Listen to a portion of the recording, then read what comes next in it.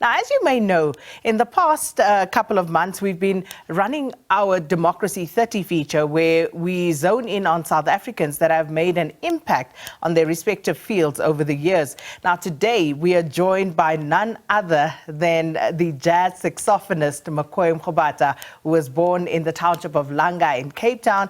And growing up, he was surrounded by many African hymns, from the sounds of the Zion churches to the brassy music of the Mary Macs, that of course a band around the area who rehearsed opposite his home. Now, with the difficulty of living under the apartheid government and the 1976 uprising among others, McCoy left school and followed his musical passion. Now, his instrument then was the flute, which he studied informally, and in the early 80s Mrubata played with many cover bands such as Fever, Touch, Airborne, and he moved there to crossover outfit Louis and the Jive. And while touring in the 1980s, he was spotted by band leader Sipho Hotstix Mabuse, who of course helped him to make Johannesburg his home.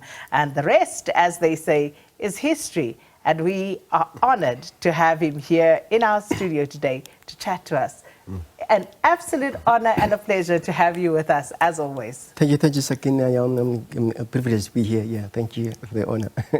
So one of the people, of course, who we cannot tell the story of South African music and 30 years of democracy without. But let's start at the beginning, where you were born in Cape Town and growing up. Tell us about the young McCoy Mrubata. Very naughty, but curious, in a positive way, sneaking, into band rehearsals, opposite my house, in Langa. It was beautiful times. And this started, when I was even a toddler, because the band that would rehearse it opposite my grandma's place, I thought it was magical, simply because, one will go there, let's say after crash, the next thing I find myself back at home. It only occurred to me when I was about 9 or 10 that, I must have fallen asleep, a band member took me home, or family member, it was great times. It was a very vibrant township, out of that street only we had the great Louis Muhulu, and the Hoka family next to it was just, the Matole families, Langa was very rich, I hope it still is, musically and otherwise. and you were surrounded by all of this rich musical tapestry, so it had to have had an impact on you, as you say, from a young age, listening to all of those sounds, going to those rehearsals. Was there anything in particular, any instrument in particular that you gravitated towards? Was there the one that you were like, I like watching this one, maybe I want to take up this one? Initially, it was the trumpet. Yeah.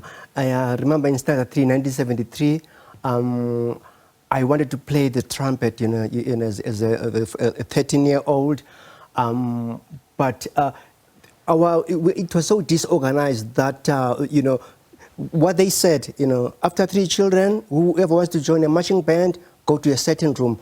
So I couldn't wait, for Sil to come out. And then, we went. It was a kind of a stampede, I ended up with a triangle, that instrument. Yes, I remember. The one that you just... Yeah, king. I was stuck with that for, for the whole year. Yeah. But I told myself the following year, I'm going to grab the bugle. And good enough, I grabbed the bugle, which at least is a brass instrument similar to trumpet, what I loved, And then, it was my first love instrument until 1976, during the uprising times, the music bag kind of faded. I was into boxing and, drawing, I'm also a visual artist, I can draw. A friend of mine played a penny whistle, and one day he left it behind, and I tried it, and I fell in love with it again. So the music bag came back. Then from penny whistle, then I wanted to get a flute, And then my mom bought me one in 1978, and then I joined a band within 6 months. And the following year, playing the flute, 1980, graduated to tenor saxophone, Just before we get back to the music, from McCoy, boxing. Yeah, well, it's a big thing in the Cape, you know. Yes, but Yeah. you wanted to fight. You wanted to be in the ring. Yeah, well, you know, tiny guys do have a punch, thing, if, throw weight. Yeah, baby Jake was, about here, Yeah, so, yeah. Yeah, every other street had, a pair of boxing gloves. Yeah, very weird setup, we had in Langa, because the big sporting things were rugby and boxing. Soccer was number 3, Very interesting. Did you have a favorite boxer at the time? Was there anyone in particular Yes, that you... Sipho, that street of Langa, Eskawi Avenue had great. We had opposite my grandma's house, there was Sydney, Uput Carlos, yeah. He nearly became a world champion, was South African light heavyweight champion. Sipho was bantamweight, So yeah, and his younger brother Monde was also, a boxer, although he never won, national, That's interesting to know. So getting back to the music, so now you have the flute, you have now joined the band, you're on the road. What would you say was your big breakthrough moment? And with which band or at which time? The first break was being hired by a local band, Then in the 80s there was this crossover thing, where musician mission match, like, the late Johnny Clegg with Savuka, And then we had Louis Jive, Udo and the Jive in Cape Town. It was, a big break, regionally, But then Hotstix in 1987, when I came to Johannesburg, to Cape Town, spotted me and invited me to come over, and never looked. That was, the break, for me to come to Johannesburg, and I've been here ever since. I've 4 children were born here, so. And the grandchildren, and I've been looking at some of those. And absolutely beautiful family. Thank you. But what was that transition like, coming from Cape Town to Joburg? Was it very different? Is it something that you struggled with settling in Joburg, or was it just a seamless transition? Seamless, because the gods were and my ancestors were on my side, because I wanted to come to Johannesburg, I just wanted a fresh start, because in Cape Town at the time they didn't embrace original music, they were into cover versions, and I had this desire of playing my own thing, because I would dream songs every single day, and I wanted to record, Joburg was the answer, at that point. I know Cape Town, we have studios now.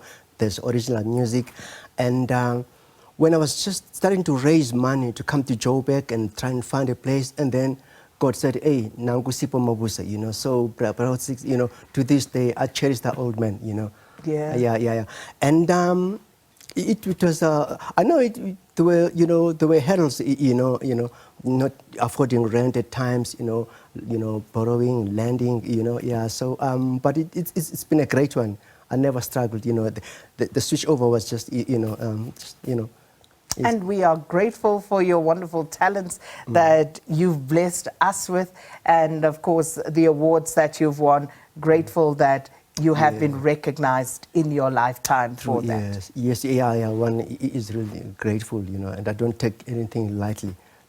But what are you busy with at the moment? Any performances that you Yes, participating? I'm supporting a young man by the name of MXO, from the Eastern Cape, but based in Johannesburg, He's celebrating his 20th in the industry. So he has this festival, that's the third installment, Jazz by the Lake in East London. So I'm one of the acts that are going to be performing there. Beautiful summertime at Jazz by the Lake. But, thank you so much for sharing with us and being part of what makes this country the wonderful country that it is 30 years on. Yes, we have our challenges, but we've got so much to be grateful for. The renowned jazz saxophonist McCoy Mrubata speaking to us here about his musical journey, looking back on 30 years of democracy, his own story and the path that he has traveled.